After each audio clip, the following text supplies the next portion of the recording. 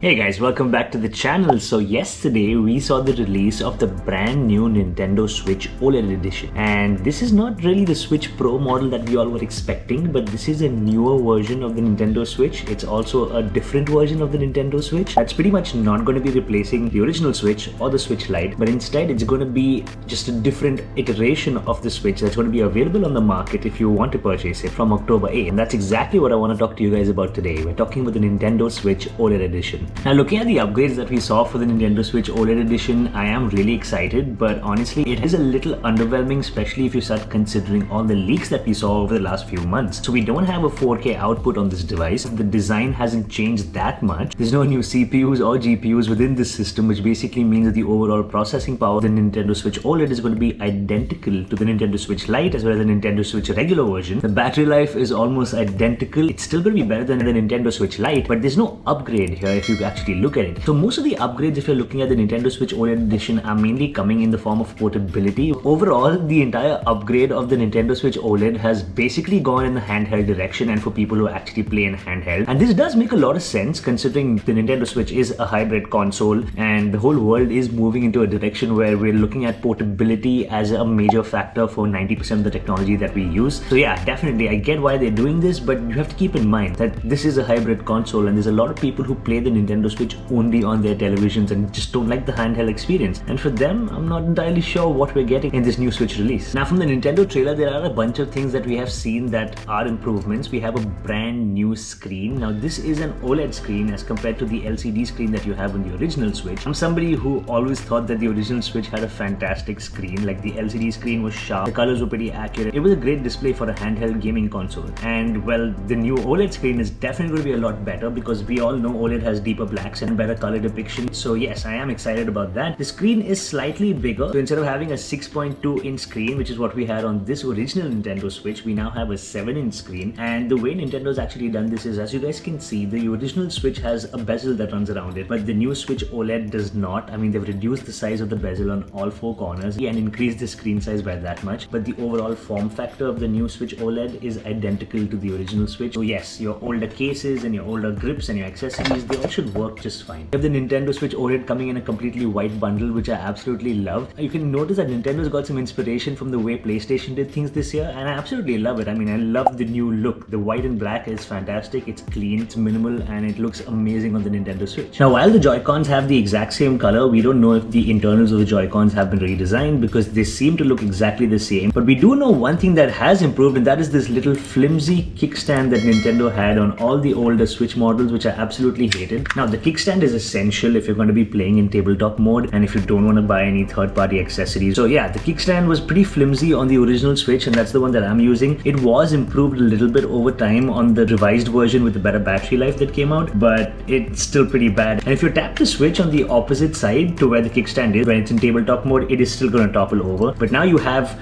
a newer kickstand which pretty much opens up like the Microsoft Surface, and it's along the back of the Switch, so it's going to be a lot more stable. It's good that Nintendo is looking at the direction in which different tablets are going, and they're trying to implement more features from different tablets into the Switch, so that's going to just make the Switch a lot more versatile. It's going to make it look a lot more familiar to people in 2021, and it's going to give the Nintendo Switch an overall more modern feel and a modern aesthetic to keep up with the markets and not look dated. And at the same time, it's also giving you functionality because the new kickstand is twice as good as what the original one was. Okay, so the dock is also slightly different this year. It's definitely a lot more rounded to the original dock. It looks so much better. The Nintendo logo on it is a lot smaller and it looks like it shines. Now, I don't know if that was just a reflection or not, but it definitely looks like it shines. We have a few more curves at the back of the dock. The cable management looks slightly better and the white colorway looks fantastic. I absolutely love it. I think it looks so good. And to top it all, we now have an Ethernet port at the back of the dock, which is amazing for all you online gamers. You're gonna love it. We don't know if the HDMI has been improved or not on the Switch, but I'm assuming it's the newer version of HDMI, and I guess we're only gonna know in due time. But yes, the dock does definitely look better than the original dock, and I think the rounded corners just by itself make it look so much more aesthetically pleasing, and then the white color thrown on top of that,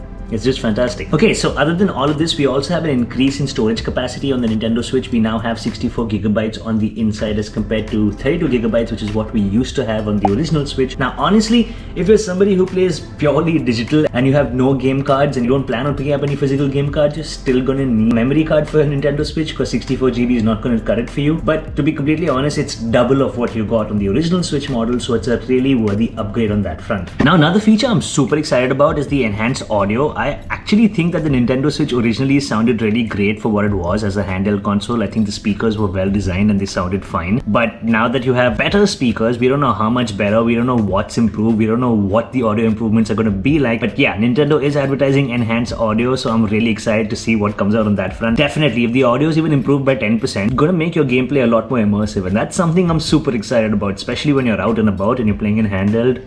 Wow, it's going to be epic if they improve the audio. Now, honestly, if you look at the internet right now, it's pretty salty when it comes to the Nintendo Switch, and that's mainly because people leaked the Nintendo Switch Pro, and they kept calling it the Nintendo Switch Pro. It's also big media houses that kept talking about the Nintendo Switch Pro coming out this year in 2021, and they kept talking about a 4K output, and they kept talking about so many mega features, which of course we didn't get with this console. To be completely honest, if you ask me, I always thought that this release was going to be a lot more underwhelming than what the leaks were actually stating, and that's mainly because if you look at Nintendo's history, they've always made consoles that were slightly more underpowered than their competitors on the market, pretty much never really focused on high-end hardware. What they actually focused on was a better gameplay experience and the gaming experience on the overall. So yeah, while a lot of leakers spoke very highly about massive hardware upgrades, I wasn't really convinced, and that's exactly why I never made a video talking about the leaks of the Nintendo Switch Pro, because I honestly thought it was going to be pretty underwhelming, and what we got yesterday in the Nintendo Switch OLED edition, pretty great on its own. Now, two things that I'm really excited about is definitely the higher storage and the OLED display. The OLED display being 7 inches instead of 6.2 inches while maintaining the form factor of the original Switch is fantastic. I think that is completely game changing, and I think any better display tech for handheld gaming is fantastic in 2021. I'm really happy Nintendo did this. And the other thing that I'm really happy about is additional storage, because,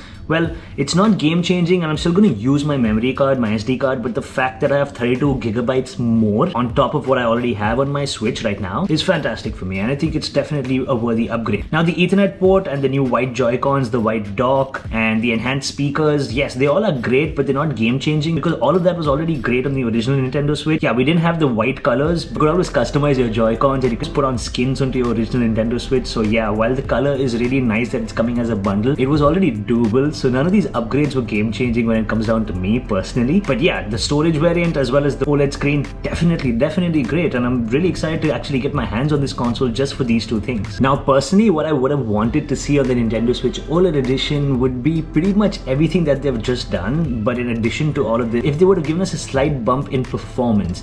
Now, I don't mean I need 4K. Resolution is not equivalent to performance. What I'm talking about is stability in gameplay. There are certain games like Hyrule Warriors, Age of Calamity, and a bunch of different games that are really big on the Nintendo Switch that do suffer from frame rate drops while you're playing them. There's also a lot of third-party games that come out on the original Nintendo Switch that also drop frame rates while you're playing them, and that's a little annoying, especially when you're playing really nice action-packed shooting games and FPS games on the Switch. So yeah, I would have preferred if Nintendo could have bumped up the CPU and GPU just a bit. They could have kept the resolution exactly the same. I don't need a 4K output. I think the gameplay looks really clean already. And I think majority of the people who are buying a Nintendo Switch don't have 4K capable TVs yet. So yeah, it's not necessary. I don't need a higher frame rate option either. I just need some stability into the gameplay. Instead of going from 30 frames per second to 20 frames per second, maybe you can just maintain a good 30 FPS on the Switch, and that would be just good enough for me. That's all I wanted to see, just so that the games that I already own will be a lot more stabilized. But that's not there, and that is something of a bummer. That is something that really disappoints me.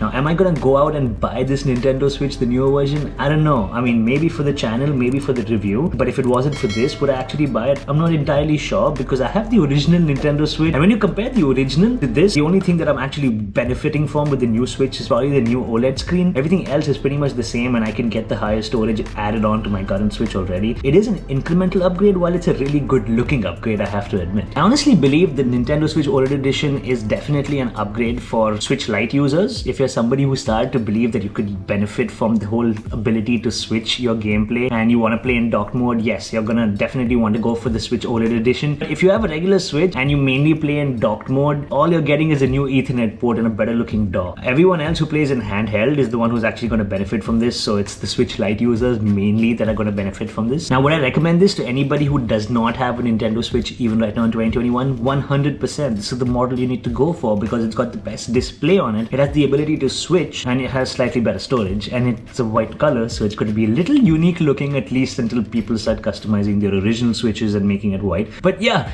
long story short, this is the newest, the shiniest Switch on the market, so definitely think about getting it. I want to get it, and it's coming out in October, so hopefully I will get it for the purpose of this review. Stay tuned for more. I hope you enjoyed this little rundown on the Nintendo Switch OLED edition, and I'm super excited to see how this Switch actually performs, what those audio improvements actually are. If you're excited too, definitely give this video a like. Don't forget to hit the subscribe button, hit the bell notification icon, because there's going to be more Nintendo Switch content on this channel. As you guys know, I love my Switch, and I'm definitely going to be covering the newer one when it does eventually come out in October this year. Stay tuned for that. This is Nitin Chawla. See you next time. Peace. Thanks for watching.